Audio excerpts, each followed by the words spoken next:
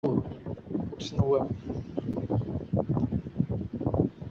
Boa tarde, minha gente. Voltamos aí com o nosso Anderson Graniço Convida. E agora a gente está com o nosso advogado Vladimir Loureiro. Vladimir, e aí como é que está sendo a pandemia para as pessoas que estão precisando de direito? Bom, existem várias áreas da vida humana que foram profundamente afetadas por essa pandemia. Eu vejo assim, direito à saúde e educação foram as mais assim pegas de surpresa. O que a gente vai fazer? A saúde não sabe enfrentar uma coisa que parecia ser uma gripe, parecia ser um resfriado, mas não é. Na verdade, é uma doença que parece que atinge os rins, sistema imunológico, tudo. A educação, como é que vamos dar aula? Uma coisa que é extremamente presencial, uma coisa que a educação tem uma tradição milenar daquela relação, do contato pessoal entre o mestre e o discípulo. Lá do Oriente mesmo, né? E o direito, né? O direito aqui no Ocidente, a gente vê os palácios da justiça, são gigantescos, né? As pessoas entram ali, elas se sentem intimidadas, aquilo faz parte do que é a justiça. Qualquer país, até na Argentina, Estados Unidos, os palácios da justiça são suntuosos, as pessoas entram ali, né, em clima de gravidade. O juiz, né, a pessoa vê a pessoa do juiz ali, nossa sociedade, o respeito pela pessoa do juiz, né, a gente vê até alguns juízes aí assumindo cargos políticos muito relevantes. Né? Então, isso tudo se desmontou. Se desmontou como se fosse um meteoro, né? Essa pandemia pegou a gente mais de surpresa do que um meteoro. Com certeza. E para o direito em si, está sendo mais difícil? É porque as pessoas costumam reclamar muito da morosidade do direito. E está tendo muita reclamação? Vocês estão tendo abertura para entrar com processo? Como é que está sendo? Bom, o Tribunal de Justiça do Rio de Janeiro, ele tem uma administração que lembra, às vezes, uma empresa razoavelmente eficiente. Então, ele digitalizou os processos dele com muita eficiência. Há algum tempo ele já vem digitalizando. Então, coisa de 95% dos processos são digitais. E essa plataforma digital ela funciona razoavelmente bem. Dizem que o problema está entre o computador e a cadeira. E ainda existem operadores humanos nessa plataforma. E as decisões, né, os juízes ainda demoram para dar as decisões, mas em relação a tudo aquilo que a gente imagina que uma pandemia fosse trazer, que o fato do fórum fechar, né, esses palácios da justiça que eu falei, o fato deles fecharem, eles estarem fechados, tudo que a gente imagina que isso fosse trazer, não trouxe. Não trouxe. Na verdade, a demora ainda é a mesma.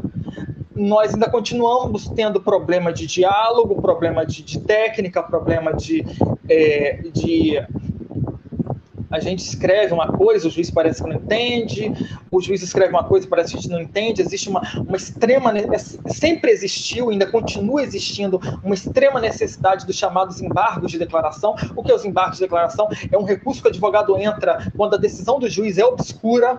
Não é só o advogado que escreve mal, os juízes também escrevem mal, dizem que quem escreve são os assessores dos juízes, então eles escrevem mal. É triste ter que falar isso. Eu não falo isso como feliz por dizer que a categoria igual a minha escreve tão mal quanto a minha. Pelo contrário. Seria muito melhor para o meu trabalho se não houvesse necessidade de tão extrema de embargos de declaração. E isso sempre existiu e continua existindo. Então, o problema do acesso à justiça, talvez, que para a gente o acesso à justiça também passa pela forma que as decisões são dadas, não é só a questão de você de você ter contato com o advogado.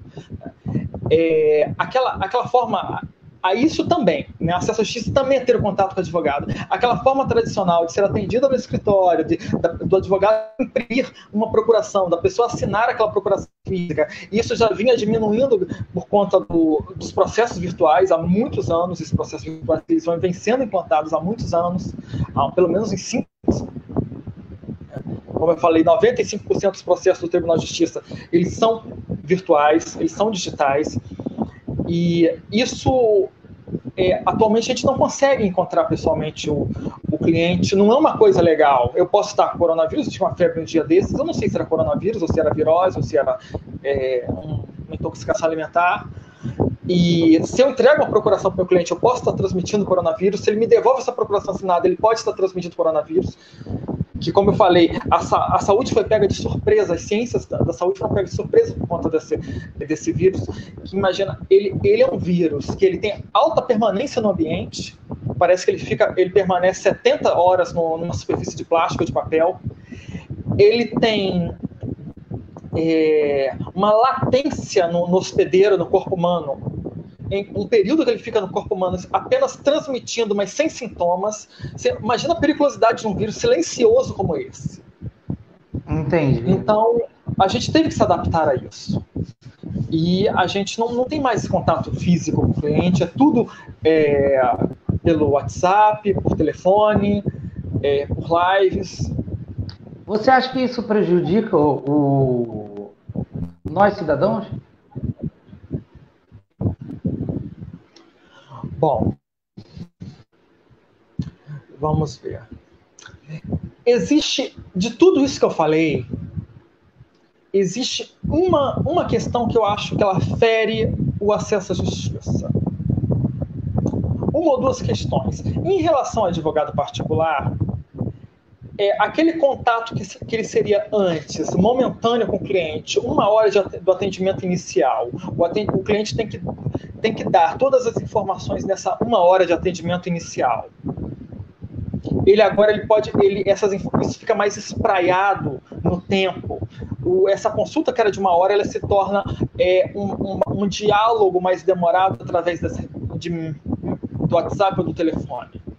Então, isso acaba dando uma interação muito maior entre advogado e cliente. Entretanto, quem precisa da Defensoria Pública, a Defensoria Pública está fechada. Eu tenho alguns processos que eu preciso de sustentar pessoalmente na frente dos desembargadores. Por quê? Primeiro que isso é um direito meu como advogado, estatuto, existe uma lei que regula a minha profissão, que me dá o direito de sustentar em pé, que inclusive isso é uma forma de convencimento, sustentar ao vivo através da minha voz, transmitir as emoções, transmitir o que meu cliente sentiu ali, pessoalmente, para os desembargadores. E nesses 2 ou 3 processos, eu quero transmitir isso. São pessoas idosas, são pessoas que têm uma narrativa muito própria, e coisa que eu não consigo expressar por palavras. Talvez numa situação extrema de acesso à justiça, essas próprias pessoas teriam o direito de transmitir isso pessoalmente aos desembargadores. Mas não. Eu que tenho que transmitir o que é uma senhora que ficou, que ela não conseguiu ter a colação de grau junto com seus colegas. Uma senhora que fala para mim, doutor Vladimir, eu nunca mais, por conta da minha idade, eu vou conseguir ter essa experiência de formatura junto com meus colegas. Você imagina, ela fala isso de uma forma tão emocionada que eu vou tentar passar isso para os desembargadores, eu tentei passar isso para o juiz através da escrita. E é difícil. Mas é a forma mais eficiente que eu tenho. O acesso à justiça é isso. Eu não sei onde na Bíblia que tem a história da viúva pobre, que ela bate na porta do juiz, o juiz não quer ouvir ela. Então é basicamente isso. Nos livros de direito, quando eles falam do acesso à justiça, muitos livros citam essa história. Porque isso é a história do acesso à justiça, de ser ouvido.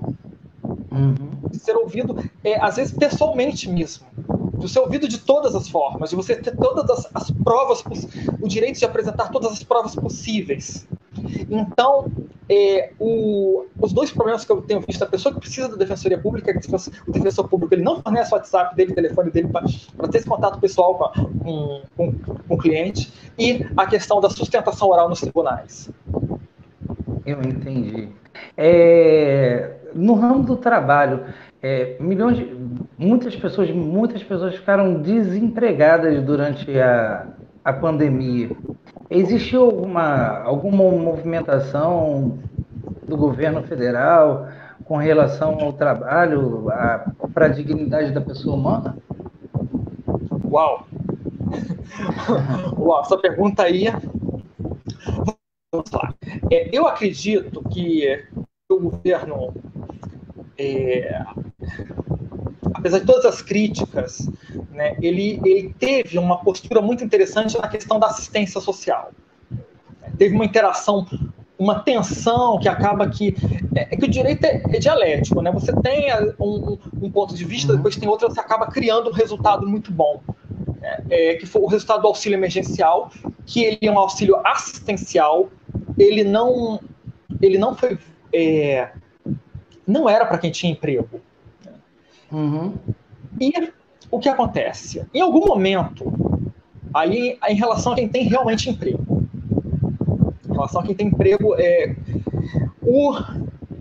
o governo federal ele fez uma medida provisória permitindo uma coisa que eu nunca vi, que é uma suspensão do contrato de trabalho. Por quê? Porque, na prática, as empresas estavam mantendo o contrato de trabalho, mas só que não estavam conseguindo pagar. E aí, por N motivos, algumas porque realmente não podiam pagar, e outros, acredito eu, por maldade, não estavam pagando seus empregados. E aí o governo criou uma medida provisória no sentido da suspensão do contrato de trabalho, e essa suspensão ela criou o direito assistencial, ao auxílio emergencial, que é um direito assistencial. Não é um direito previdenciário, é um direito assistencial. E eu acredito que quem conseguiu receber o auxílio emergencial, essas pessoas que conseguiram receber, elas tiveram garantido uma coisa que a gente chama de mínimo existencial. A doutrina jurídica, quando trata de... Primeiro, a dignidade da pessoa humana é o princípio máximo do nosso ordenamento jurídico. Quando a doutrina vai interpretar a dignidade da pessoa humana, a 60% da doutrina diz o seguinte: a dignidade da pessoa humana é a garantia do mínimo existencial, da pessoa não morar na rua, da pessoa não passar fome. Entendi. Então, eu vejo que quem conseguiu realmente o auxílio emergencial, me parece que teve... É claro que R$600, às vezes, não dá para a pessoa pagar um aluguel. Então, a efetividade desse direito ela é muito difícil. Agora, eu vou dar a minha opinião a respeito da suspensão do contrato de trabalho. Tá? O que acontece? Isso nunca aconteceu antes no direito brasileiro. O direito brasileiro ele tem como eu falei, né, o direito ele foi pego de susto nessa pandemia, assim como a educação e a saúde. E não tinha regras claras para regulamentar uma situação tão extrema como essa, principalmente no direito do trabalho. O direito do trabalho não tinha regras claras para regulamentar uma situação tão extrema assim. E, na falta de regras claras, nós vamos buscar soluções em analogias ou em princípios gerais do direito. Um dos princípios gerais do direito, talvez o mais geral de todos, é a dignidade da pessoa humana. Daí surge a dignidade do trabalhador. E daí surge o princípio da continuidade da relação de emprego. Esse princípio ele vem sempre sendo muito aplicado, principalmente em relação a greves. Por exemplo, durante a greve, o grevista ele continua recebendo a remuneração dele. Isso não significa que vai haver um enriquecimento sem causa desse trabalhador grevista. Depois da greve, ele vai pagar aquelas horas que ele recebeu. Ele vai pagar aqueles dias que ele recebeu, seja durante as férias dele, seja em forma de horas extras, em forma de trabalhando aos sábados, e aí vai. Então, eu acho que foi muito ruim a forma que muitas empresas pararam de pagar o salário antes do governo autorizar a suspensão, e depois, quando o governo autorizou a suspensão, eu não vi isso com muita simpatia. Eu acho que o direito da continuidade da relação de emprego, ele é sagrado não apenas pela questão financeira, às vezes pela questão da dignidade do trabalhador, dele ter aquela relação de emprego. É claro que a suspensão da relação não significa que ele vai ficar sem emprego. Quando a pandemia acabar, essa suspensão ela vai ser levantada e ele vai voltar para aquele emprego. Mas eu acho que essa solução não foi uma solução clássica para o direito. É claro que é, não foi razoavelmente boa essa solução, porque muitas empresas já estavam fazendo uma suspensão na marra, sem a lei autorizar essa suspensão. Elas estavam parando de pagar. Eu vi o caso aqui de uma gerente de shopping que logo na primeira semana de suspensão de pandemia, desculpa, suspensão não, de pandemia, ela parou de receber. Ela ficou 3 meses antes dessa medida provisória ser posta em vigência. Ela 3 meses sem receber. Você imagina uma pessoa que recebia 7 mil por mês foi receber 0. E aí, com essa medida provisória, ela passou a receber o auxílio emergencial, que é uma coisa também muito dolorosa. A pessoa que recebia 4 mil, 7 mil por mês, passar a receber R$600, uma pessoa que estava comprometendo, tinha compromisso de pagar um aluguel de 1.400, complicado, né? Mas muito.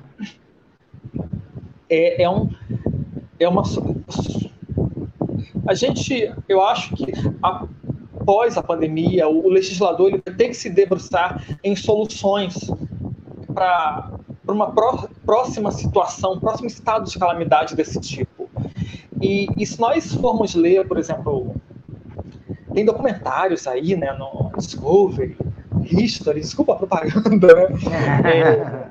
Tem um livro muito famoso de Isaac Asimov, Escolha Sua Catástrofe. Nós estamos, como seres humanos, nós estamos expostos a todo tipo de cataclisma. Então a gente tem que estar preparado para cataclismos, inclusive cataclismos criados pelos seres humanos, de bombas nucleares, de, sei lá, um vazamento nuclear, como já aconteceu no Japão recentemente, de maremotos, de tudo. Então eu acho que o legislador ele tem que se debruçar sobre isso, para da próxima vez, queira Deus que não tenha essa próxima vez, nós estejamos mais preparados. Vamos entrar. Gente, quem quiser fazer perguntas já sabe, pode mandar para o nosso canal, que a gente vai estar fazendo pergunta para o nosso advogado que está aqui, Vladimir Loureiro. Vladimir, o que acontece? O ser humano que tinha seu emprego e a empresa faliu, fechou, não tem mais condições de bancar e fechou. Foram várias que fizeram isso no país inteiro. Ela vai ter que recorrer judicialmente para ter seus direitos garantidos, ou no caso de falência, só se tiver a empresa possui bens? Vamos lá. Eu acho que voltando àquela medida provisória, né, a medida provisória ela era para ter deixado claro que em caso no imediato protocolo da falência, geralmente quando o empregador protocoliza a falência lá no juízo de falências, lá na vara de falências, ele dá até o número do processo para os empregados dele, ou para os ex-empregados. Isso é muito comum. Com esse número, o trabalhador já conseguia reivindicar o auxílio emergencial dele. Porque o nosso medo aqui é como que esse trabalhador vai viver, né, nesse período,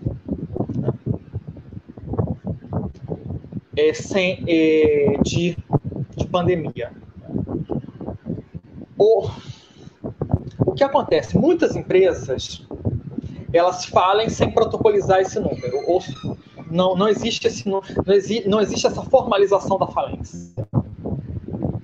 Isso é um problema para o trabalhador obter auxílio da Previdência, por exemplo, o auxílio-desemprego, que atualmente é cada vez menos trabalhadores têm direito ao auxílio-desemprego, porque a quantidade de meses que o trabalhador tem que ter trabalhado para conseguir auxílio-desemprego é cada vez maior. Então, cada vez menos trabalhadores conseguem esse direito. E até direitos previdenciários, né? O que acontece? Tudo que a empresa estiver devendo, esse trabalhador realmente ele vai ter que procurar a justiça trabalhista.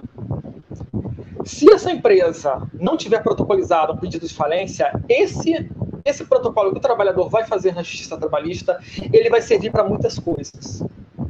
Aí o protocolo do trabalhador, esse número do processo trabalhista, ele vai servir para muitas coisas.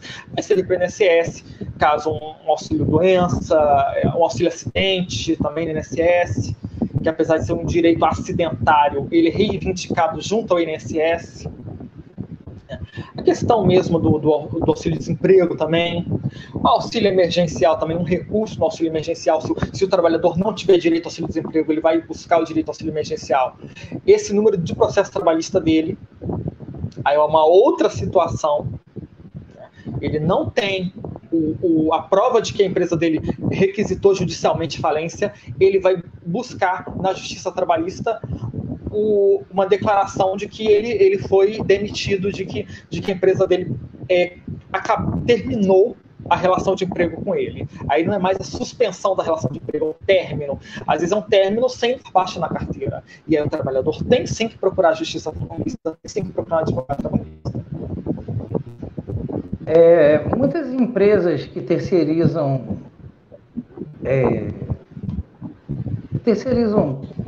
trabalhos, né? Terceirizam mão de obra, terceirizam várias coisas, estão há muito tempo sem receber porque as outras grandes empresas não estão pagando. Essas empresas que terceirizam e tiveram que mandar ou afastar os seus empregados, é melhor que eles entrem na justiça ou que busquem um acordo com os donos dessas empresas? Excelente pergunta. Isso daí é outra questão que o direito tentou responder e aí não foi o Poder Executivo. Vamos lá. O Poder Executivo tentou responder de uma forma muito ruim lá em 2017, quando o Poder Executivo ele apresentou a reforma trabalhista. Se ele não apresentou, pelo menos ele bancou essa reforma. E o Poder Legislativo aprovou a reforma trabalhista. Depois veio o Judiciário e determinou o seguinte, determinou que a terceirização ela é lícita e, por isso, a empresa tomadora de serviços, não é a empresa terceirizada, mas a tomadora de serviços, ela não é obrigada a responder por dívidas trabalhistas. Entretanto, em nenhum momento, nem o Executivo, nem o Legislativo... Agora eu me lembrei, o Executivo lá atrás, ele apresentou diversas emendas à reforma trabalhista através de medida provisória. Então, nem o Executivo, através das medidas provisórias, nem o Legislativo, através de uma... Imagina, a reforma trabalhista chegou no Legislativo com 5 emendas, com apenas 5 artigos, e depois se tornou 150 artigos. Nenhum dos 3 poderes, ele teve a boa vontade de responder uma questão que a gente vê o tempo todo, Anderson. O tempo todo, a gente vai nessas clínicas da família de Cavalcante, Cascadura, Pilares, Del Castilho, aqui da Andaraí, Grajaú. Gente, o que você mais vê, Hospital Geral do Andaraí, Hospital Geral de Bom Sucesso, o que você mais vê é o trabalhador terceirizado, que ele diz, eu estou sem receber, mas não é porque a empresa não quer pagar, não, é porque o hospital não está pagando a empresa.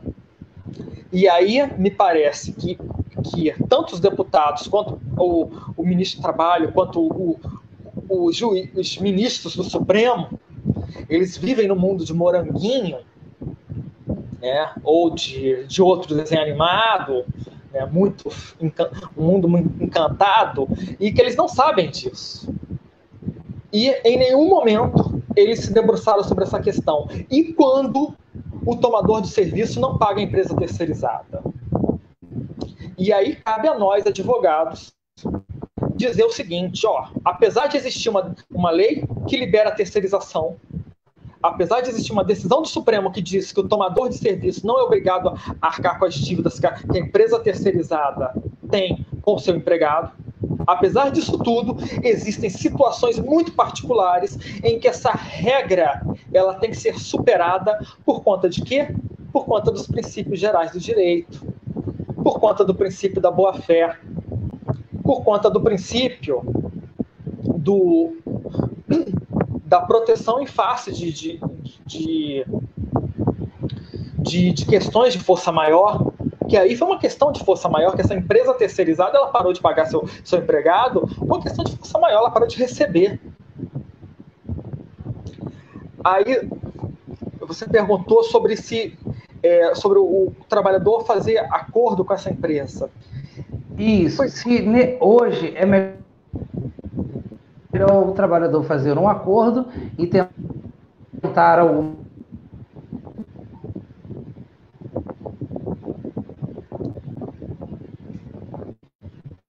Eita, parece que falhou aqui para mim. Oi, a gente está voltando à nossa live, deu uma caidinha.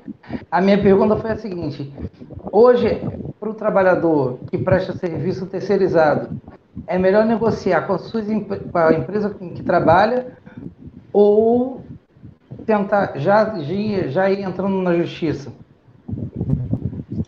Bom,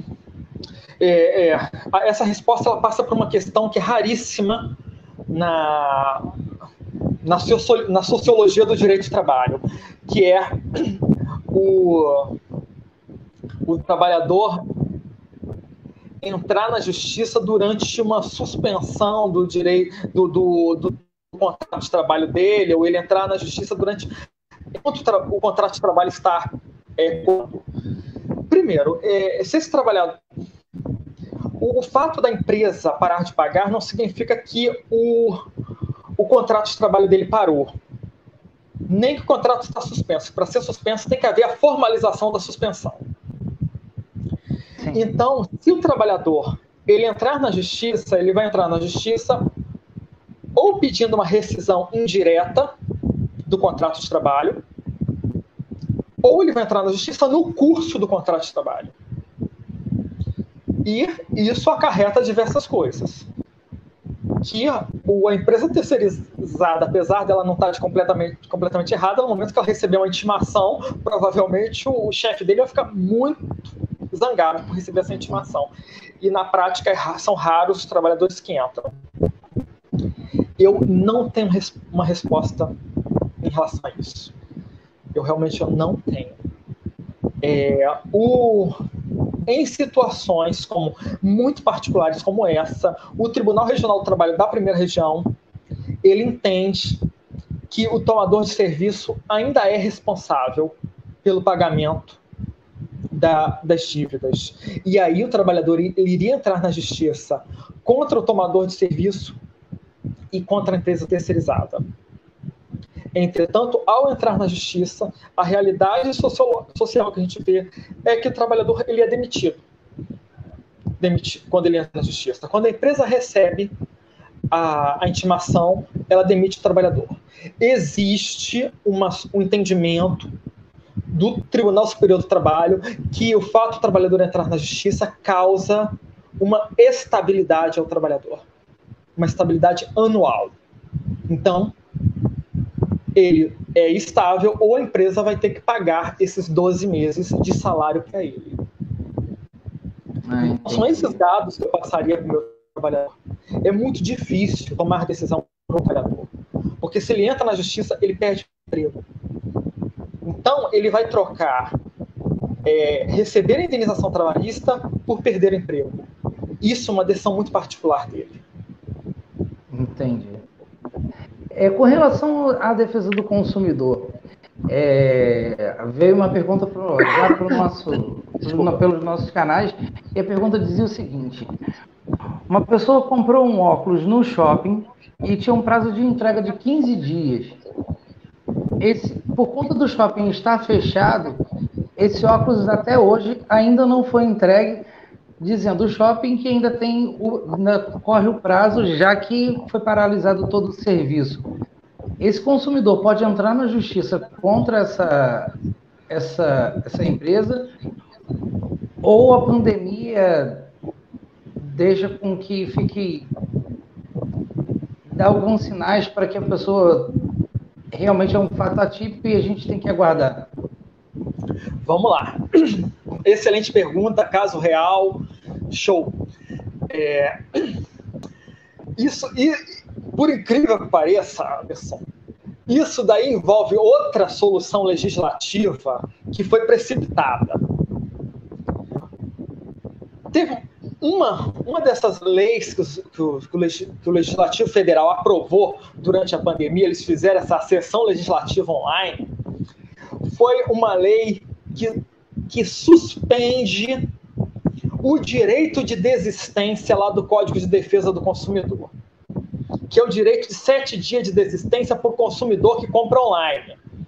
Eu achei isso aí, só que o direito de desistência, ele é para quê? Ele se aplica ao caso em que o bem ele não vem quebrado. Poxa vida, não era bem o que eu queria, tal, mas ele não está quebrado. Ele veio de acordo, eu não tenho prova de que esse bem veio fora das especificações. Ao que parece, esse óculos ele veio quebrado, não veio? Não, ele não chegou. O shopping fechou. Ele não chegou. A pessoa comprou, acho que um dia antes do início de ser decretado o fechamento dos shoppings no Rio de Janeiro, ele comprou um óculos e esse óculos não lhe foi entregue. E aí agora os shoppings já reabriram, porém a pessoa, a loja com que ele fez essa sessão esse comércio, né? Ele fez essa compra, ela joga ele por um prazo de 15 dias após o início da retomada do funcionamento dos laboratórios e tudo isso. E aí passaram mais de 100 dias e a pessoa sem o bem que foi consumido, sem lhe ter dado um prazo para que ele pudesse pegar seu dinheiro de volta ou tentar fazer de uma outra forma a compra. Isso daí é grande, né?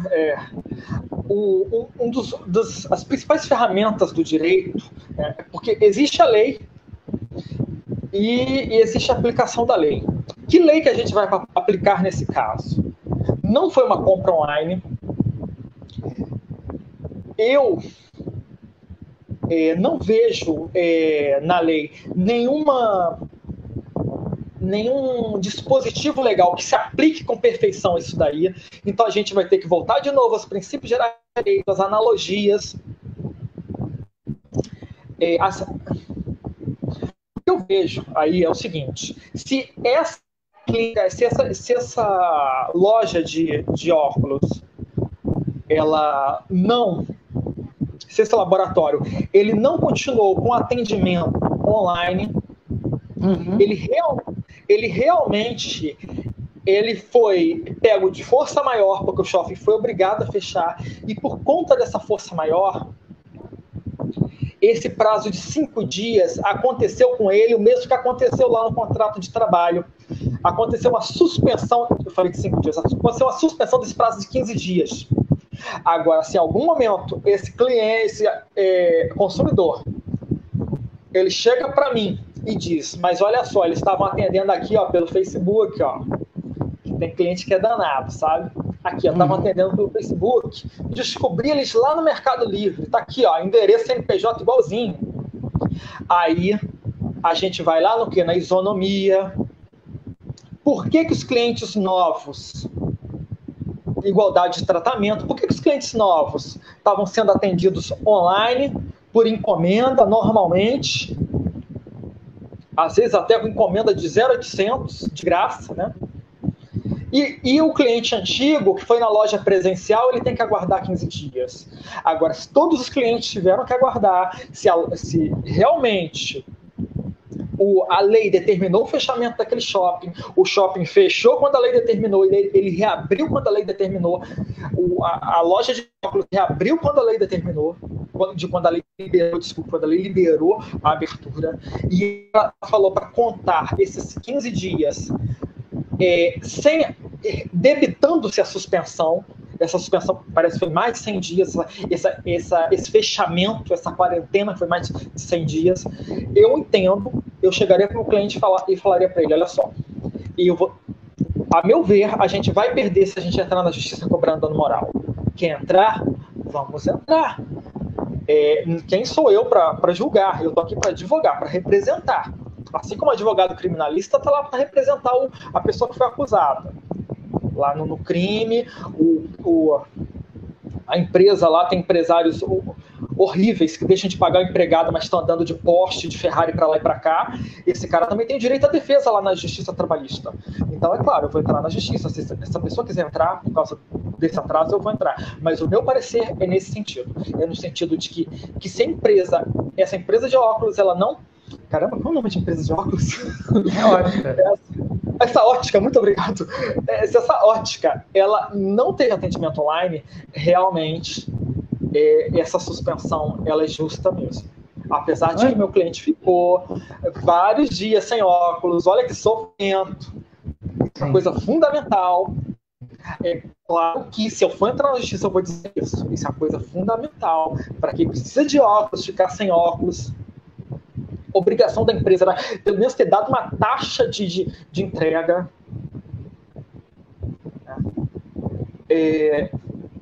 Para minorar esse dano. Porque o dano de a pessoa ficar sem óculos é muito grande. Não é ficar sem hambúrguer, é ficar sem óculos. Aqui no grupo aqui do bairro, aqui, as pessoas estão reclamando que ficam sem hambúrguer. Mas é ficar sem óculos. Sim, sim. Antes de entrar para a pergunta do Adriano Fortunato, eu ainda queria esclarecer mais uma dúvida que eu tenho. No caso de um empregador, do empregado, sentir sintomas da Covid, ele pode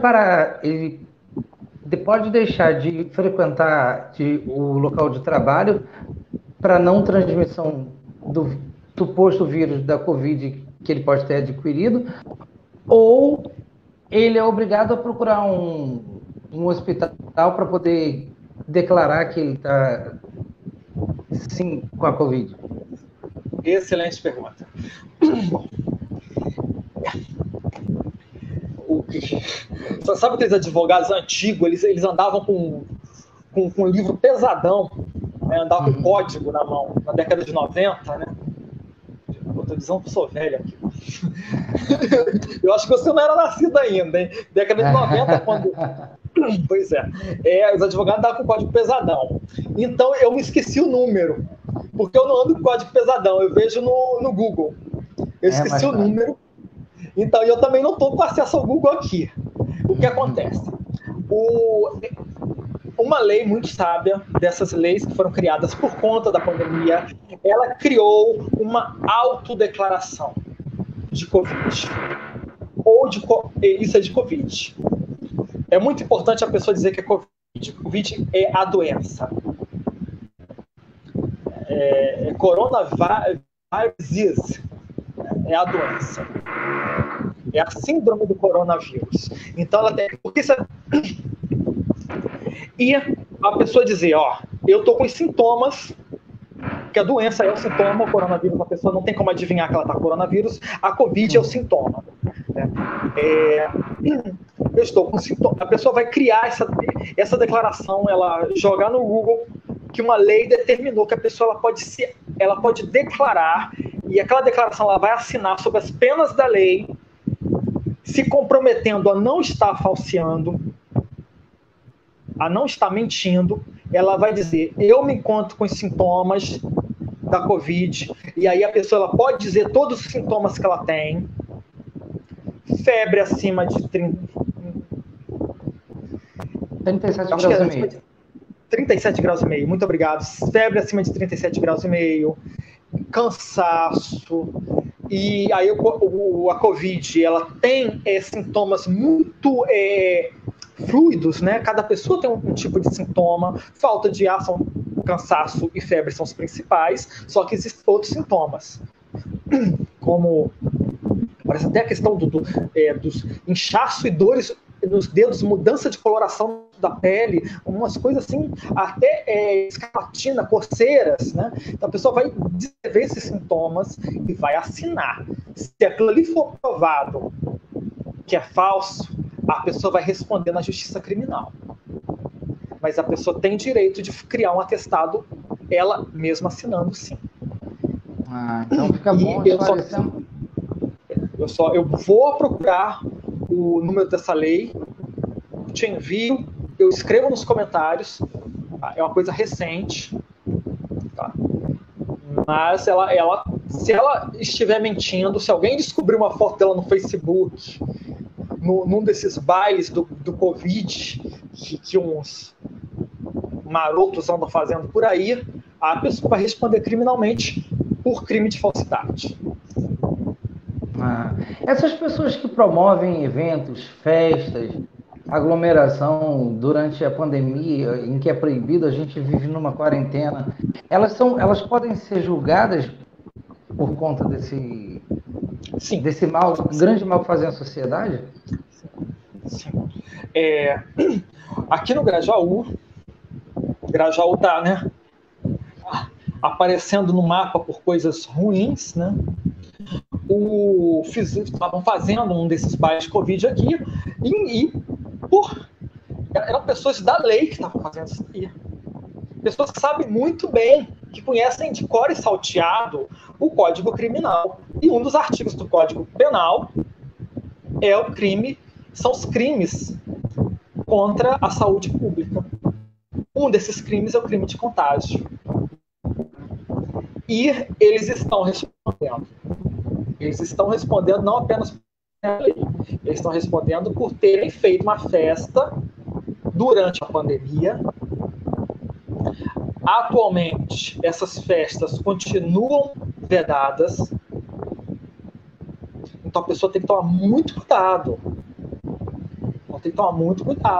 E as pessoas também, se elas moram em condomínios, elas se submetem à lei do condomínio. Se elas moram no condomínio vertical, como a vila geralmente não tem convenção de condomínio. Também tem que tomar cuidado porque ela responde de outras formas. Ela responde por uma coisa chamada abuso do direito de vizinhança. Eu tenho direito, eu tenho minha casa porque eu comprei ou porque eu pago meu aluguel direitinho. Eu tenho direito de fazer várias coisas nela. Mas só que eu não tenho direito, imagina, de receber 10, 20 pessoas durante uma pandemia, pessoas de vários lugares. Eu tenho direito de receber minha mãe. Ok, ela pode estar com Covid? Pode.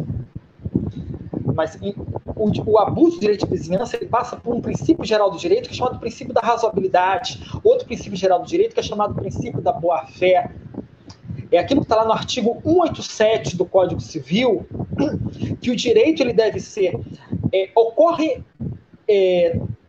realiza ato ilícito quem usa o direito afrontando sua finalidade social, afrontando os bons costumes e afrontando os usos. O que é os bons costumes? Os bons costumes não é a pessoa sair vestido como na época que surgiu esse termo, sair vestido de terno, né? Os bons costumes hoje em dia é a ética, é você ter cuidado com o seu próximo. A gente voltou, o direito ele passou por um processo de eticização. Por isso que se a gente for ler um livro de direito hoje em dia, a gente for ver o Dano à Pessoa Humana, da professora Maria Celina Bodin, ele é denso em ética. Ele vai buscar aonde? Ele vai buscar na doutrina social da Igreja Católica, ele vai buscar na Bíblia, vai buscar em Immanuel Kant, em Tomás de Aquino, em Aristóteles. Porque como que, né, a gente vai interpretar essas coisas que não existe nenhum artigo lá que diga você não pode trazer gente para sua casa. Pelo contrário, existe um artigo que você tem o direito de usar a sua propriedade. Pelo contrário, só que esse direito de propriedade ele tem que ser feito de uma forma razoável. E aí cada caso é um caso. A aplicação, entre o artigo da lei e a aplicação, existe um mundo de argumentação, de interpretação.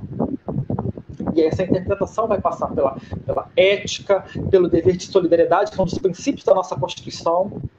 E essas pessoas, claramente, elas violaram a solidariedade. Além de elas responderem criminalmente, elas podem responder civilmente por abuso do direito de vizinhança. Então, eu acho que muito cuidado para todo mundo que faz festa, que recebe muita gente em sua casa. Uma coisa é você receber sua mãe e seu filho. Outra coisa é você receber, tem gente que tem muito primo. Primo demais, tem 20, 30 primos. Você receber seus 20, 30 primos. E alguns são primos de consideração. Você olha para a cara do primo, você vê que não tem muito a ver com a pessoa.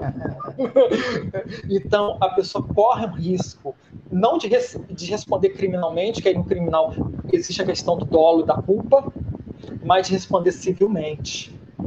Porque aí, se o seu vizinho tem uma vó idosa que pega o coronavírus, começa a manifestar coronavírus, a Covid, manifestar a Covid 5 dias depois da realização da sua festa, e vem a falecer, você corre sério risco de responder por essa morte. Olha só que situação. Pode não ser condenado? Pode não ser condenado. Mas pode ser. E para as empresas isso aumenta demais essa responsabilidade. Um dos meus maiores sonhos seria se formar na faculdade de Direito, aquilo que eu não consegui por conta do trabalho. Quando foi que você decidiu ser advogado? Quando foi que você escolheu a sua especialização? Como aconteceu o direito na sua vida? Muito obrigado pela pergunta, muito interessante. Eu queria ser escritor. E aí você sabe o que mãe é, né? Mãe apoia os filhos no sentido de não ficarem despossuídos, né? E aí eu vi que a maioria dos escritores brasileiros eram formados em direito. A gente vê os grandes, né, eram, talvez a única exceção seja o Sagarana, esqueci, era médico, né? Mas você vê os grandes, eram formados em direito, Jorge Amado, e aí eu fui estudar direito e eu descobri que o direito ele tem dois extremos. Ele tem a regra, que você fica por aí dizendo o número do artigo, e ele tem a razão subjacente da regra. E eu descobri uma coisa mais assombrosa no bom sentido, uma coisa que me arrepiou mais ainda, que o texto da lei, que na lei não tem regras, a lei tem o contrário, tem o texto da lei, que é o dispositivo.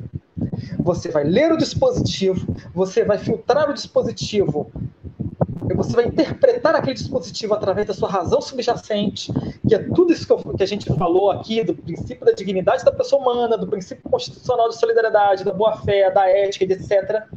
Depois que você filtrar aquele dispositivo, vai surgir a norma. Então, direito não é mais regra. Lá atrás, lá antes da Segunda Guerra Mundial, antes dos regimes totalitários, antes do nazismo, do nazifascismo, o direito era regra. Mas aí, se a gente for ler um texto clássico, 8 minutos de filosofia do direito de Gustav Radbruch, a gente vai ver que essas regras, elas fizeram o quê? Quando os oficiais nazistas tinham que se defender no tribunal de Nuremberg, e depois, né, se a gente for ler Eichmann em Jerusalém, de Hannah Arendt, a gente vai ler que Eichmann se defendeu também dessa forma. Qual era a forma? Eu estava apenas cumprindo regras. Se a gente assistir aquele filme que ganhou o Oscar, O Leitor, a gente vai ver que a defesa do nazista eu estava cumprindo regras. E hoje o direito ele teve que superar isso. Não, o que vale não é a regra, o que vale é a norma. E a norma surge de um processo interpretativo, e esse processo interpretativo, ele é pegar o dispositivo, o texto frio da lei, que autoriza o policial a atirar, e os princípios, o princípio da dignidade da pessoa humana, o princípio da razoabilidade. Por isso que é muito importante, senhor, agora que está entrando no legislativo carioca, o legislativo fluminense, é muito importante que os nossos policiais eles tenham esse tipo de aula de direitos mesmo, não apenas de regras, mas de direitos. Você tem que pegar o dispositivo e filtrar. vai atirar, não pode atirar para matar. E legítima defesa, a legítima defesa é apenas quando você não, quando ela é proporcional. Você precisa mesmo atirar para você não morrer? Você vai exercer a legítima defesa? É claro que isso no ambiente lá de pensar rápido, né, dizem que não é possível. Mas é isso que o direito é. Isso me emocionou muito. E aí pronto, aí que eu mergulhei no direito, inclusive na advocacia. A função de você argumentar, o titular da argumentação no direito não é o juiz, o titular da argumentação é o advogado. O juiz ele pode até ser o titular da aplicação do direito, da interpretação. Mas quem vai fornecer argumentos para o juiz tomar certa trilha argumentativa, e aqui mesmo eu acabei de dar várias trilhas argumentativas. Como que eu vou exercer a legítima defesa? Eu vou exercer com razoabilidade? Mas não dá para ter razoabilidade numa situação de confronto, uma situação de que tem que pensar rápido, tem que ser instintivo. Tá? E várias trilhas argumentativas. Quem vai decidir de qual trilha argumentativa, a trilha argumentativa da defesa, a trilha argumentativa da acusação, trilha argumentativa do advogado do empregado, do advogado do empregador, quem vai decidir é o juiz. Mas quem vai dar a trilha argumentativa é o advogado. E a trilha argumentativa mais brilhante, geralmente, é a que convence o juiz. Tanto que eu tenho orgulho de dizer que eu convenci um juiz de que um edital de concurso público ele tinha uma nulidade porque tinha uma abreviatura. E aquela abreviatura nunca foi apresentada durante o texto. E aí eu convenci o juiz de que as regras da língua portuguesa elas estão acima do direito. Ele era obrigado a cumprir regras da língua portuguesa, que era o quê? Antes de utilizar aquela abreviatura, que por sinal era a abreviatura TAF, antes de usar essa abreviatura TAF, ele tinha que apresentar essa abreviatura, Teste de Aptidão Física. E aí eu me orgulho de ter convencido o juiz e os desembargadores eles ainda falam da decisão, que em que pese pareça esdrúxula, é verdadeira essa argumentação. Essa argumentação ela tem razão.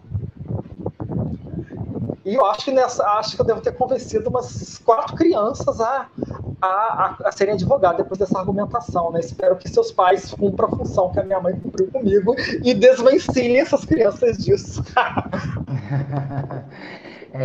Eu gostaria muito que minha filha fizesse aquilo que eu não consegui fazer, que era estudar direito e defender assim como você. Vamos à primeira pergunta do Adriano Fortunato.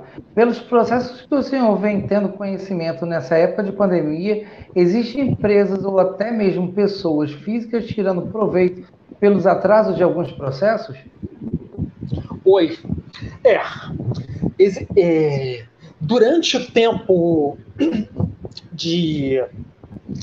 mais crítico da pandemia, as pessoas, elas tomavam a intimação se elas quisessem. O prazo não começava a fluir. E aí, realmente, Adriano, muito obrigado pela pergunta, acontecia isso. Como o prazo não começava a fluir, né? Só que eu tive uma feliz surpresa de várias empresas que, mesmo condenadas, se comportaram. A universidade da Sussar, Habib, se comportaram legal, né? Elas sofreram condenações e elas tomaram intimação, elas não era um direito delas não responderem essas intimações, mas elas responderam. Eu também respondi, porque meus clientes estão sempre me ligando. Então, eu ia chegar para eles, olha só, não vamos tomar essa intimação, não. Aí ele não... Imagina a situação. E hoje em dia a pessoa acompanha pela internet o processo. Então, situação, né? Vamos à próxima pergunta, já pode passar. A Kátia Prata. Gostaria de saber, a fábrica onde trabalhei fechou, mas não era descontando em folha os encargos.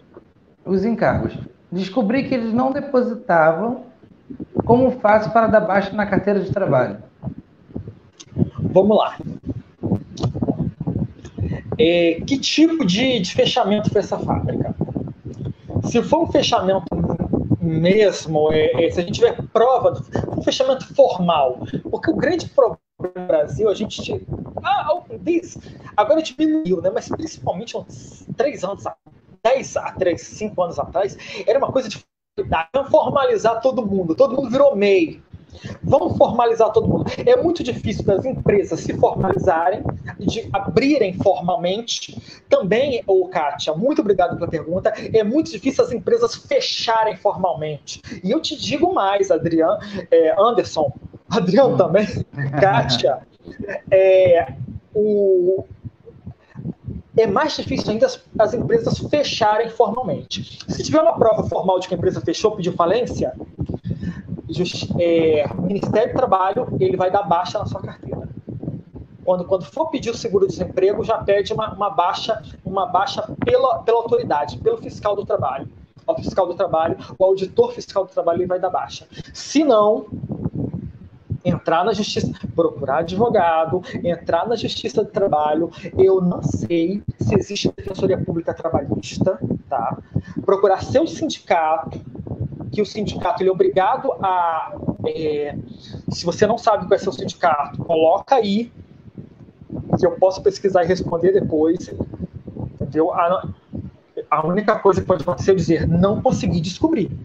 Mas coloca aí qual era a sua empresa, o que você trabalhava. Você tem que dizer o setor econômico da sua empresa e o seu trabalho. Porque às vezes o seu sindicato é pelo setor econômico da empresa. E às vezes o seu sindicato é pelo tipo de trabalho que você exercia.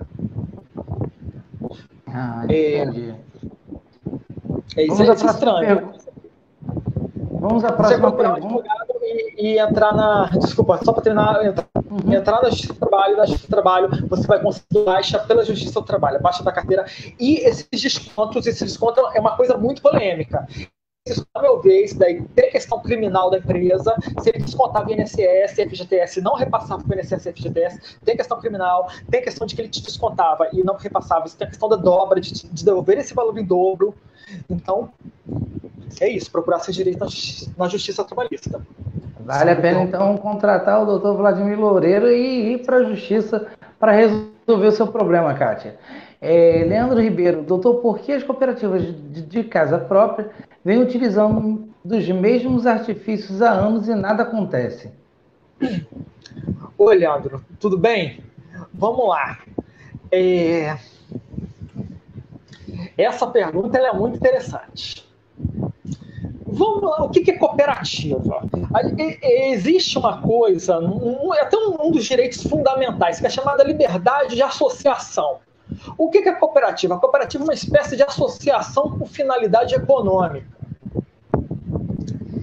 E a gente tem um fenômeno no Brasil que é o abuso do direito de criar associação.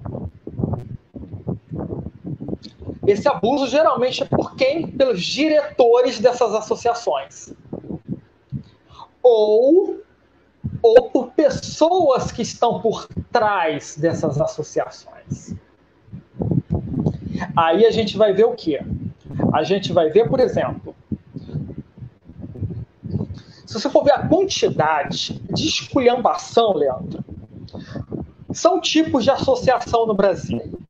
Associação de monitores são associações, sindicatos são associações, cooperativas são associações, escolas de são associações, por sinal caprichosas. Pilares ficou um tempão na justiça, vocês aí dessa região de vocês, né, discutindo a eleição. Por quê? Porque é uma bagunça, as associações são uma bagunça. Aqui no Grajaú, a gente olha que os clubes aqui, que são todas associações, eles são super endividados.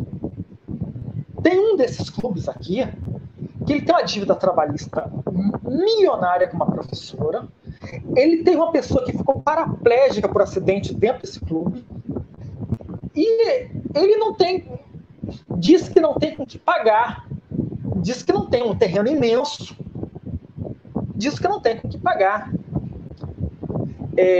Nas associações de moradores, geralmente tem políticos por trás, e aí vem outra questão, que são pessoas que sequer estão na diretoria dessas associações.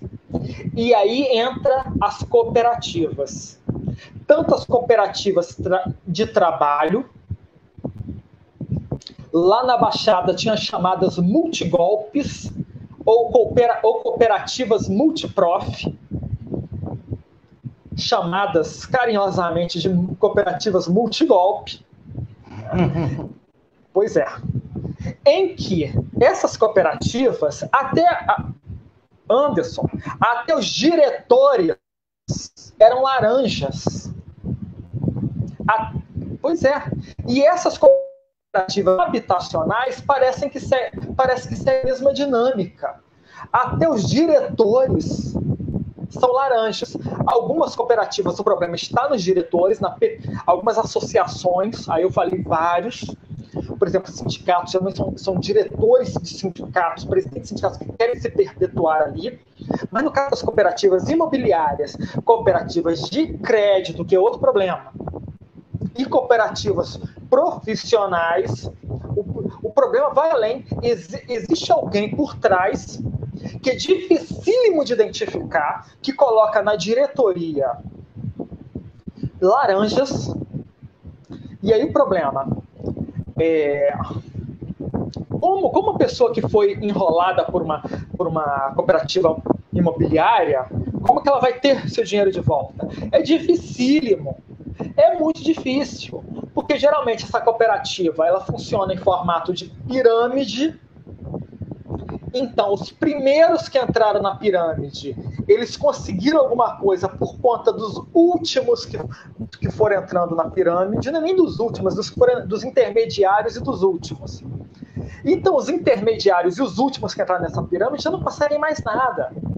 E eles não podem cobrar dos primeiros, tipo, óbvio, que os primeiros estavam ali de inocentes. Eles vão cobrar de quem? Da diretoria. Aí vai lá na diretoria. Algumas cooperativas, os diretores têm bens. E aí o diretor fala, eu nunca ouvi falar na minha vida dessa cooperativa.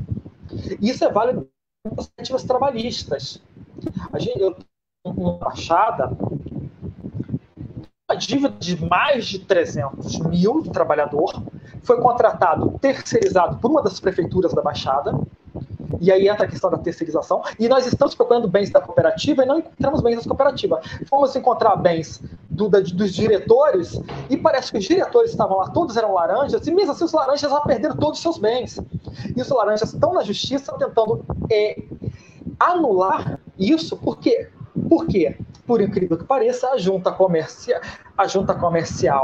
e o cartório de pessoa jurídica, ele aceita, para constituir uma cooperativa ou para constituir uma associação, ele aceita ou assinaturas sem firma reconhecida ou com firma reconhecida por semelhança.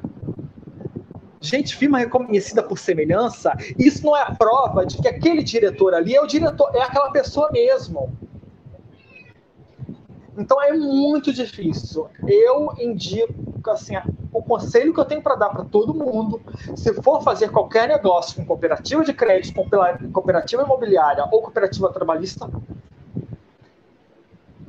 não fazer. Não fazer. Você tem certeza disso tudo que eu falei, que a diretoria realmente é tudo, não são laranjas? Você tem certeza que a administração dessa cooperativa não é em forma de pirâmide? Isso. Vale dizer que pirâmide no nosso país é crime, né? Isso é crime. É crime. Ah, tá. Vamos para a próxima pergunta. Já tem pergunta na tela. Gisele Souza. Uma empresa diminuiu o quadro funcional na pandemia e determina que os que ficaram vão acumular funções. A empresa pode fazer isso?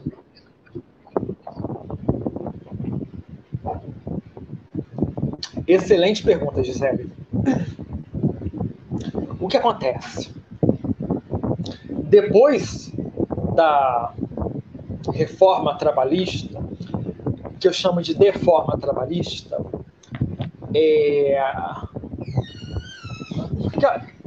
que a deforma trabalhista ela não deformou apenas a CLT. A CLT ela era um documento incrível.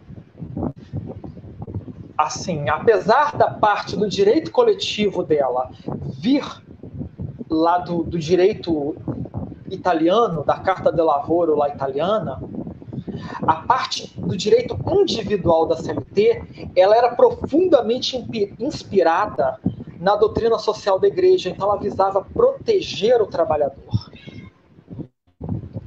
Ela era profundamente inspirada nas encíclicas de Rerum Novarum, de várias encíclicas que visavam proteger a dignidade da pessoa humana do trabalhador. E nosso direito sofreu essa influência, né, da dignidade da pessoa humana do direito católico.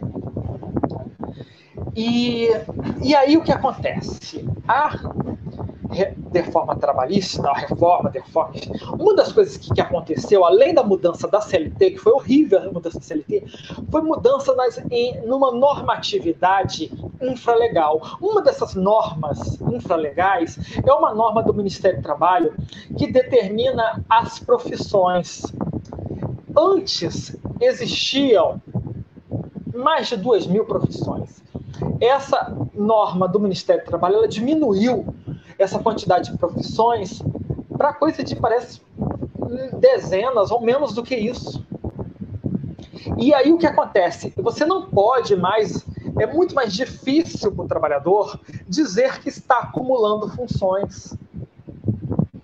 Por quê? Porque a empresa ela tem conhecimento dessa norma do Ministério do Trabalho, dessa norma pós-deforma trabalhista, essa norma que decorre da deforma trabalhista.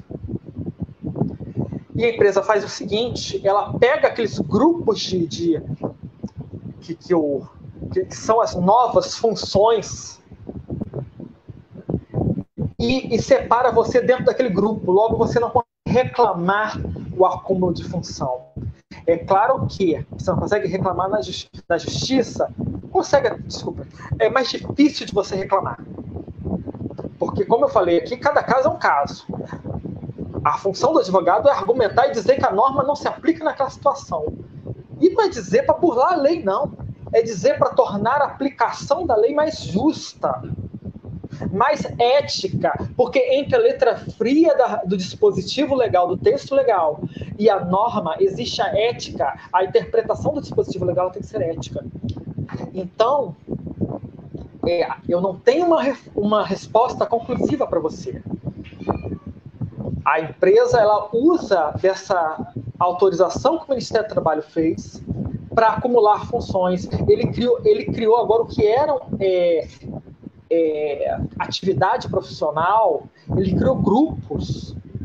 Parece que lá o auxiliar de serviços gerais, por exemplo, é um grupo imenso. O vendedor é um grupo imenso que inclui limpar o seu local de trabalho, inclui guardar bens e valores, ser depositário de bens e valores. Gente, isso é muito pesado. Eu fui contratado como vendedor, eu não fui contratado como segurança, depositário de bens e valores. Infelizmente é isso. Né? Então, você tem que, talvez, quando você for se demitir, sair da empresa, reclamar na justiça isso. Trazer um advogado todas as particularidades desse acúmulo de função, para a gente ver se esse acúmulo de função foi realmente permitido pela norma do Ministério do Trabalho ou não. Ou se você deve ter sido contratado antes da reforma trabalhista, ou se aplica para você a norma anterior à reforma trabalhista, ou se realmente já se aplica essa norma posterior à reforma trabalhista. Cada caso é um caso. Então, o que eu consigo entender é que a lei é a mesma, mas para cada pessoa, dependendo da sua situação, é agido de forma diferente, correto? Sim, sim. Por exemplo, uma coisa, eu vejo no supermercado, né, que parece que tem uma quantidade de tempo, o fiscal, ele pega o dinheiro do caixa e guarda, logo o caixa deixa de ser depositário daquele dinheiro. Se o caixa ele é depositário apenas do dinheiro que está ali na caixa mesmo, ok. Aquele dinheiro ele é retirado, ele é levado para o cofre do supermercado num período razoável, um período, sei lá, de 2 horas, um período de... Ok. Agora o problema, eu já vi... teve uma cliente minha que chegou para mim, ela tinha que guardar o dinheiro do dia todo. E isso ficavam saquinhos embaixo da cadeira dela. E eles não davam, o empregador não dava para ela um cofre, uma coisa segura para ela guardar. Então ela era depositária daquele dinheiro e ficava embaixo da cadeira dela. Por quê? Porque não tinha o que a gente vê no supermercado, no Guanabara, eu estou elogiando aqui, né, essas boas posturas, de passar de vez em quando alguém e de esvaziar aquele caixa ali para ficar menos responsabilidade na mão daquele trabalhador. Então, cada caso é um caso. E às vezes existem lugares perigosos.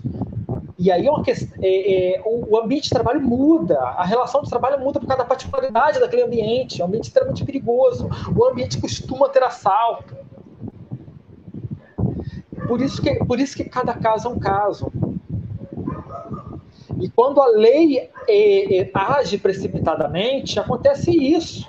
A gente tinha uma lei que ela foi criada, ela veio, a CLT, ela é inspirada em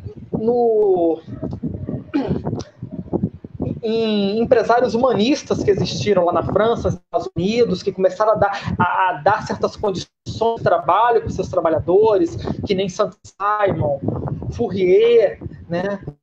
E depois a doutrina social da igreja, tudo isso a gente não podia pegar isso daí e numa reforma trabalhista de 6 meses enterrar isso daí.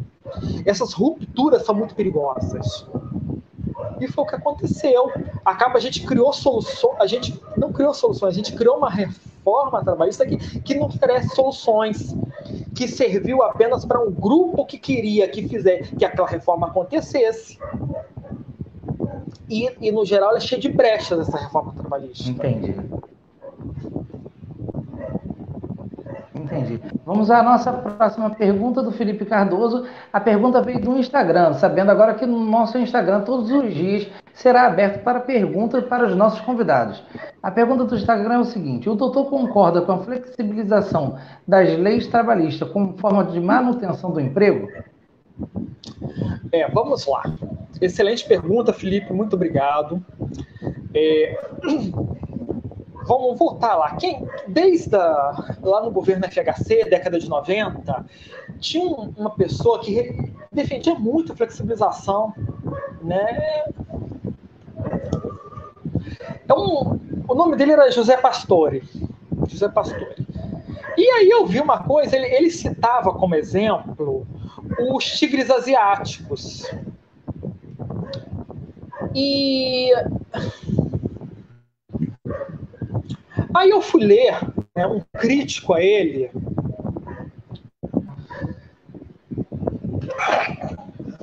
Desculpa. Eu fui ler um crítico a ele já na década de 90, que ele é José Chacon. José Chacon faleceu recentemente. Feliz, triste. E eu vi o seguinte, eu comparei esses dois caras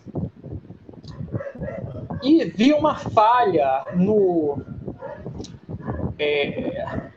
José Pastore, que é a mesma falha do Chacon, talvez.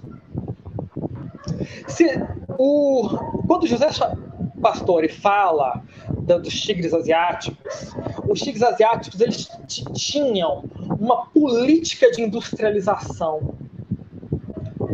Então não adianta apenas flexibilizar a lei trabalhista se você não tem uma política de gerar empregos. Aqui no nosso estado, a última política séria de gerar empregos, é a minha opinião, foi o Polo Gás Químico de Caxias. Depois, foi uma coisa, assim, umas coisas assim que... não, a Olimpíadas dá emprego. Emprego de onde? Emprego de onde? Aí não... O Polo Gás Químico é muito claro. Era um pool de empresas recebendo dinheiro, inclusive do governo do estado, de isenção de impostos, era coisa de mais de 40 empresas, cada uma tinha um projeto claro de gerar mais de 20, 30 empregos. Agora a gente tem, por exemplo, a gente adora um projeto de um autódromo. A prefeitura está bancando esse autódromo desesperadamente, a prefeitura não sabe nem quantos esse autódromo vai gerar. Então a flexibilização ela tem que vir acompanhada de uma política real, uma política econômica real de criação de emprego. Não basta apenas liberar sem ter lugares onde essas pessoas vão trabalhar, sem ter uma plataforma econômica real de emprego. Portugal fez uma flexibilização, só que Portugal seguiu os termos dos tigres asiáticos. O que Portugal fez? Portugal trouxe centenas de empresas de informática, de programação de informática, e nessas empresas o trabalho foi flexibilizado. E realmente gerou-se muito emprego. Por quê? Porque foi uma política séria de criar empresas, de criar empregos, Não adianta flexibilizar sem criar empregos. Tem que ter um pacto entre governo, pessoas que precisam trabalhar, trabalhadores, e empresas. O que a gente vê na reforma trabalhista foi um pacto entre o governo e a CNI, a Confederação Nacional de Indústrias, que acaba que parece que os líderes dessas federações de indústrias, sei lá, dizem que na verdade eles não nem indústria têm, eles vivem de alugar galpões, né? Então, pois é, então a gente, entendeu? Essa é uma opinião minha, eu acho que a flexibilização acaba não gerando emprego por causa disso. Não, o Chacon estava errado, né, por dizer que não é para flexibilizar, e o José Pastore também estava errado por dizer que flexibilizar vai gerar emprego só para flexibilizar. A próxima pergunta que está na nossa tela é da Valéria da Mata Medeiros. Gostaria de saber qual é o último decreto estadual do que pode funcionar. Eu acho que nessa a gente pode até trocar. A gente pode trocar até um pouco junto, né, doutor? Sabendo que a cidade do Rio de Janeiro, o decreto tem que ser municipal. O decreto do estado não vale para o município do Rio de Janeiro. E sim o decreto que é municipal. E nós vamos estar disponibilizando depois para vocês os dois últimos decretos, tanto do prefeito como do governador. Mas sabendo que se for da cidade do Rio de Janeiro, vale o que o prefeito disser. Concorda? Concordo plenamente. Ou eu estou errado? Que bom. Eu acho que só... aí também... Isso já foi para o Supremo, tá? Já foi para o Supremo. Já foi. Já foi para o Supremo. O que vale... O senhor acha que existe hoje no país muito mais juiz querendo legislar do que de fato tomar conta do Poder Judiciário ou não? Uma impressão só do cidadão? No caso, isso daí que foi para o Supremo foi necessário, porque havia uma briga, né, sobre quem que mandava fechar e quem mandava usar máscara. E aí o Supremo, ele cautelarmente, ele disse o seguinte: se tratando de questão sanitária, por conta de que nosso direito, o que vale é o princípio da cautela, no direito ambiental, que vale o direito da cautela, ele aplicou o direito ambiental e ele disse que seria a norma mais restritiva, mas ele deu uma modulação no tempo. Ele disse o seguinte: por enquanto que vai valer a norma mais restritiva. Só que eu não tenho certeza se ele disse por quanto tempo. E aí cai numa contradição, porque quem diz quanto tempo demora a pandemia? O decreto de pandemia, ele trata de várias coisas. Uma das coisas que ele trata é a questão fitossanitária. A questão fitossanitária vai, segundo o Supremo, a forma de interpretar é a interpretação lá do princípio do direito ambiental, o princípio da cautela no direito ambiental. E o princípio da cautela no direito ambiental diz que é exatamente a norma mais gravosa que vale. É a norma mais cautelosa que vale. Seria, no caso, se o decreto estadual manda fechar e o municipal manda abrir, seria o estadual que valeria. E aí a gente volta à questão da sua última pergunta, que juízes estão querendo, né, mais legislar do que julgar. Deixa eu pensar aqui. Em diversas situações, eu vejo que os juízes avançam demais no que o legislativo determinou. E aí, cabe ao legislativo chegar e fazer o seguinte: não, essa interpretação que o judiciário está dando não cumpre o nosso entendimento. Cabe ao legislativo chegar e, numa atitude política, porque direito e política andam lado a lado, porque quando os juízes tomam certos procedimentos, eles estão agindo de forma extremamente política. Aqui no estado do Rio de Janeiro,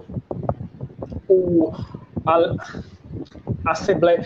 Por exemplo, vamos na Câmara Municipal. A Câmara Municipal tem diversas leis de defesa do consumidor que os juízes querem cumprir. Ora, em questão de defesa do consumidor, a nossa Constituição é muito clara, que tanto a União, como o Estado, como o município podem proteger o consumidor.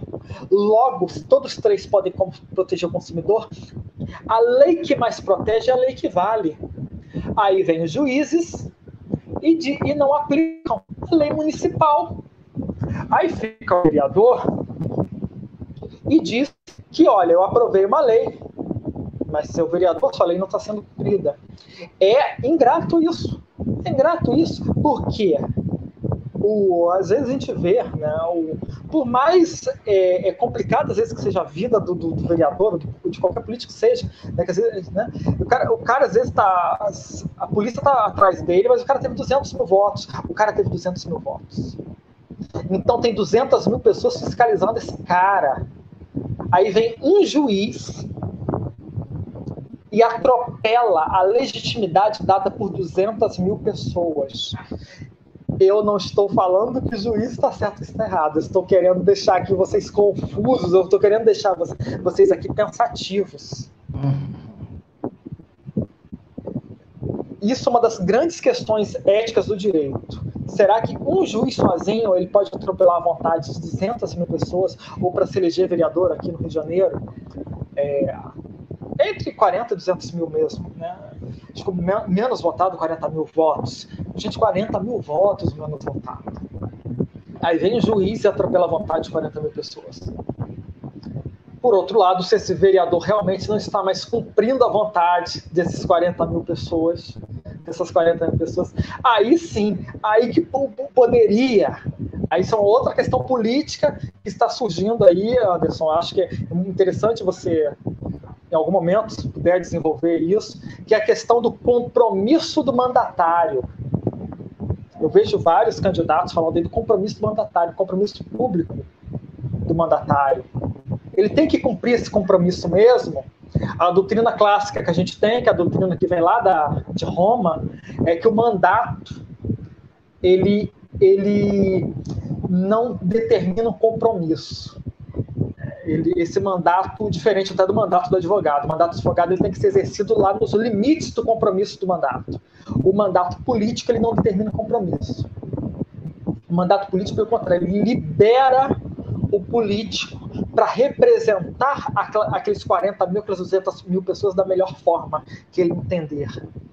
Né? Então, dei uma viagem aqui.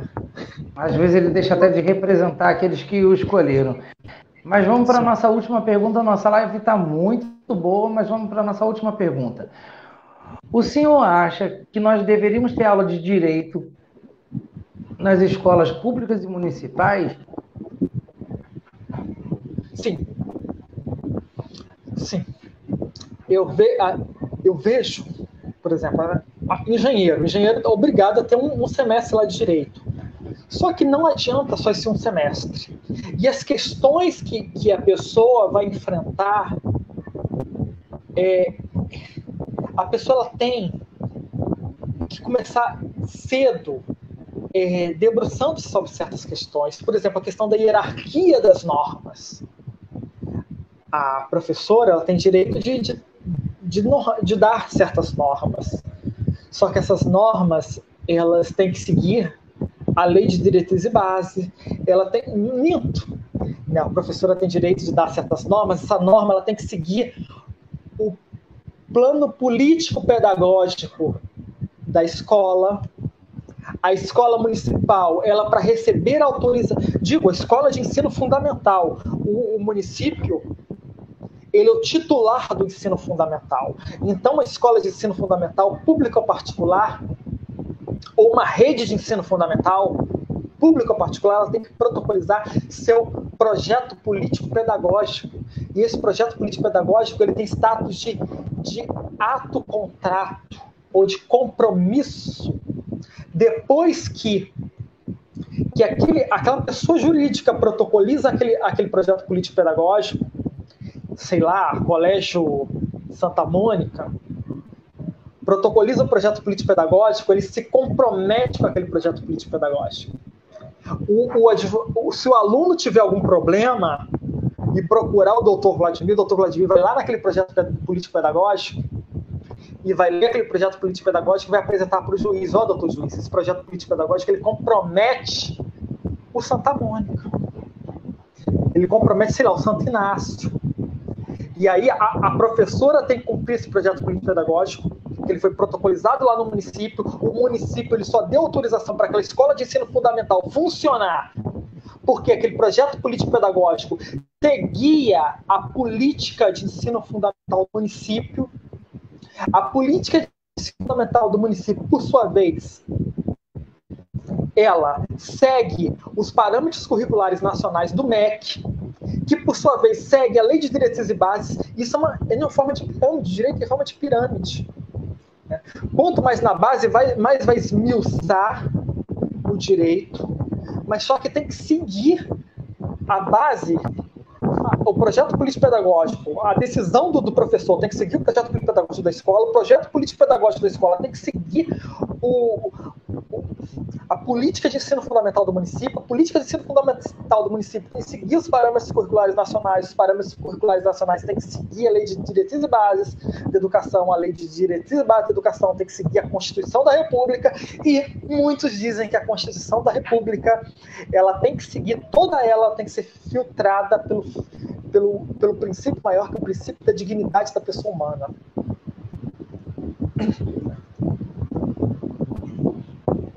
Eu acho que eu já até esqueci a pergunta dessa vez. Se era importante o ensino de direito nas escolas, tanto municipais como estaduais, para uma bela formação dos nossos alunos aí. Se eu não me engano, que atualmente a maior... eu tenho várias, uma das minhas especialidades é ensino, direito do ensino. Eu tenho várias, e apesar de eu ter estudado muito direito da saúde, eu fui para o direito de ensino, né? Acidente de trabalho, a saúde do trabalhador, doenças ocupacionais, atualmente a maior são de ensino superior. Mas a política de ensino fundamental do município do Rio de Janeiro, ela obriga o tratamento de forma transversal de direitos humanos. Então, o direito, eles acreditam que o direito está contemplado nesse tratamento transversal. Da mesma forma, o Estado, no ensino médio técnico, ele determina que no ensino médio, ele determina que o direito vai ser tratado de forma transversal, direitos humanos em forma transversal todas, e no ensino técnico tem que ter uma cadeira de direito, que é direito civil e constitucional, e normas aplicáveis de civil, constitucional e trabalhista, e normas aplicáveis àquele curso técnico. Por exemplo, curso técnico de turismo vai falar um pouco de normas aplicadas ao turismo, tipo direito do consumidor, né? Eles acreditam que esse ensino transversal é suficiente. Eu realmente não sei. Eu não sei. Porque a forma que vem sendo tratada, ela me parece que não está sendo suficiente. Eu acho que, mais uma vez, tanto o que eu falei para o policial militar é válido para o professor do município. O professor de ensino fundamental, do Santo Inácio, do Santa Mônica, ele tem que ter uma qualificação de direitos com quem vive o direito, com advogados, com advogado trabalhista, com advogado consumidor, com advogado de questão de ensino, com advogado de questão de saúde. A gente tem crianças que ficam sem ir para a escola porque não conseguiu uma cirurgia de siso, ou de, sei lá, de dente, uma cirurgia. Siso acho que não é o caso de criança, que já tem alguma pessoa com o siso a partir dos 14 anos, né? Então, essas pessoas precisam entender seus direitos. Gente, se você tem direito à saúde, a ir ao judiciário, o judiciário determinar que o poder público te conceda uma cirurgia, conceda uma cirurgia para essa criança, ainda mais uma criança. Existem crianças com deficiência que não tem uma prótese adequada, porque o município às vezes dá o Estado, que parece que quem está regulando a questão de prótese é o Estado, a prótese, e não fornece uma prótese adequada. Gente, a pessoa ela tem o direito à saúde. E isso é uma questão que às vezes o professor trata direitos humanos e ele não trata disso. E direitos humanos é o direito à saúde, à educação, o direito ao trabalho, o trabalhador, o direito ao trabalhador receber equipamento de proteção individual. Mas na época do coronavírus, o equipamento de proteção enquanto o caixa do Guanabara, eu gosto muito de falar do caixa do Guanabara, talvez porque seja o trabalhador que eu mais esbarro hoje em dia, que eu estou conseguindo, graças a Deus, estou conseguindo realizar meus processos e tratar com meus clientes através de mídias sociais, através da internet, os processos virtuais, maravilha. Mas eu tenho que sair e ir no supermercado. Então, o trabalhador que eu mais esbarro, o trabalhador do supermercado, antes da pandemia, ele não precisava de EPIs mais elaborados, agora ele precisa. Então, o álcool faz parte do EPI dele, a máscara viseira faz parte do EPI dele, uma máscara de proteção do respiratório faz parte do EPI dele. E se esse trabalhador ele pega um coronavírus e morre de Covid, a família dele tem sim o direito de entrar na justiça trabalhista e cobrar a indenização daquela empresa, porque aquela empresa não forneceu EPI. Mas o trabalhador pode ter pego o coronavírus no ônibus, mas só que a probabilidade de ele ter pego no ambiente de trabalho é muito maior, que a pessoa fica 9 horas por dia no ambiente de trabalho, e o ambiente de trabalho não forneceu EPI. Isso é direitos humanos, além da questão que eu vejo ser muito fartamente abordada nas escolas pelos professores, principalmente os professores de humanidades, a questão dos vulneráveis, né? da pessoa homossexual, do índio, do negro. Isso também é direitos humanos, só que os direitos humanos ele está no dia a dia da gente. Ele está no dia a dia da gente. Direitos humanos não é... Eu não sou obrigado a mostrar o dente para o muçulmano, ou para o católico, ou para o budista. mas eu sou obrigado a tratar ele com respeito. Direitos humanos é isso. E eu acho que os professores de ensino fundamental precisam ser melhor qualificados a respeito de direitos, se for continuar essa política do direito ser ensinado de forma transversal. Porque o que eu vejo, o cenário que eu vejo é que o direito vem sendo o resumo, em resumo, é um direito do vulnerável. O direito, por conta da dignidade da pessoa humana, surgiram microsistemas de direito. Direito consumidor, direito do trabalho, direito da mulher, idoso, a questão da proteção negro, ao homossexual, ao deficiente. Então, mesmo assim, quando se trata do vulnerável, a gente tem que ter o cuidado de tratar de todos os vulneráveis também. Então, isso precisa de um diálogo com os professores. Tem que testar. Isso está lá na Constituição e na Lei de Diretrizes e Bases, o experimentalismo no ensino. Experimentalismo ali não é uma coisa afobada, é a questão de você testar as múltiplas formas de ensinar, porque o ensino muda, ele evolui. Atualmente existem as tecnologias no ensino.